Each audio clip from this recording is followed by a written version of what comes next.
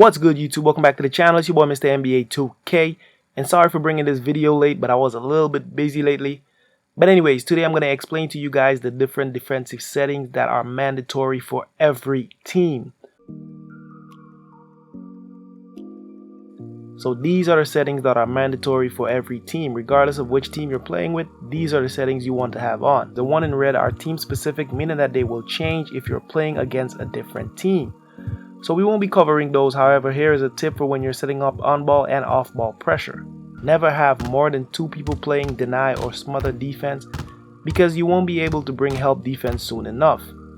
As you can see, 3 guys are playing the map pretty closely, and there is no way you can bring help defense in time. So you want to make sure to set up the appropriate spacing to bring help defense sooner. As you can see, I put gap on the brown, and now I could bring Kawhi over to help because he is close enough to stop Tristan Thompson from getting an easy 2 points. Now Thompson is forced to pitch the ball back out, and I rather LeBron taking a 3-point shot than Thompson having an easy shot at the basket. So that's basically how you want to set this up. Now let's go to the mandatory settings for every single team. Now for help rules, you want to make sure have that as help, because no matter how good you play defense, you will get lost somewhere along the way, and you want to make sure that there's weak side help.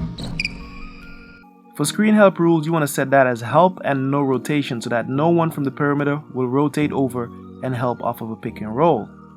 Now this is a perfect example. Take a look at how these 2 players react off of a pick and roll. They both leave their guys to help out, and 2 guys are left open. We have JR in the corner and we have Kevin Love. And JR gets a wide open 3, and that's money. So you want to make sure that no one rotates over when there's a pick and roll. So that's why you want to set that as help and no rotation. Now switch rules should be set to switch all, so that when you fully commit and bring help defense, the PC recognizes this and switch to your previous defender. As you can see off of the pick and roll, I had to fully commit to Kyrie so he doesn't get a wide open shot, and Drew Holiday recognizes this so he stays with Kevin Love.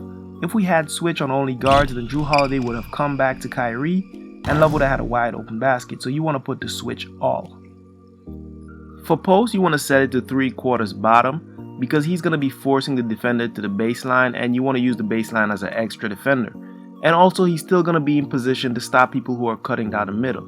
For off-ball screen, you want to set that as switch, because there are a lot of things that could go wrong on an off-ball screen. As you can see here, Kevin Love gets a wide open shot, plus Tristan Thompson gets a wide open drive to the basket, and he's in position for a rebound. So we're just going to put that to switch so we don't have to deal with all of that.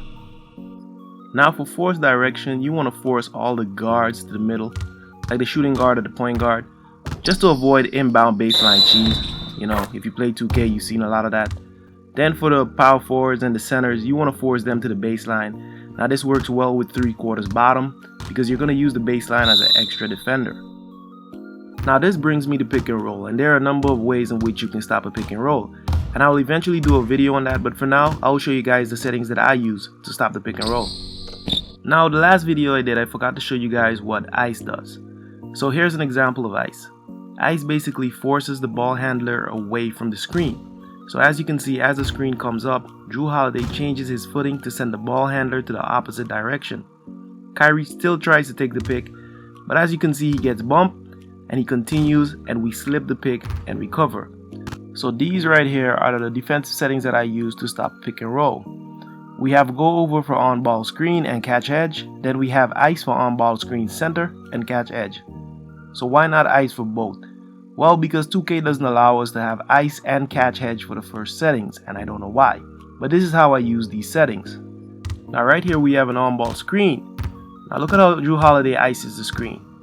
See, he slips the screen, but look at Ashik. Ashik strafes with Kyrie to make sure that Drew Holiday is fully back on Kyrie, and then when he sees Kyrie is fully covered, then he goes back to Tristan Thompson.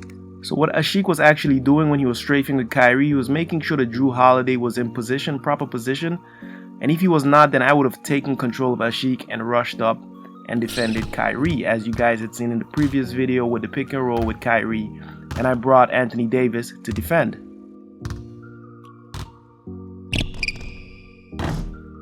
So here's an example in an online game. The pick is going to come and Shumpert is going to try to ice or go over. I take control to help the computer. I make it over, but look at Birdman. He's strafing to make sure the jumper is covered with Stephen Curry. So yeah, this is why I use these settings to stop pick and roll, but I will do a video on different ways in which you can stop pick and roll, and you guys can just choose which one you think is best for you. But yeah, these are the settings. Hopefully they help you guys out. If they do, please leave a like, comment, and subscribe for more NBA 2K17 tutorials. I'll see you guys next time. Peace.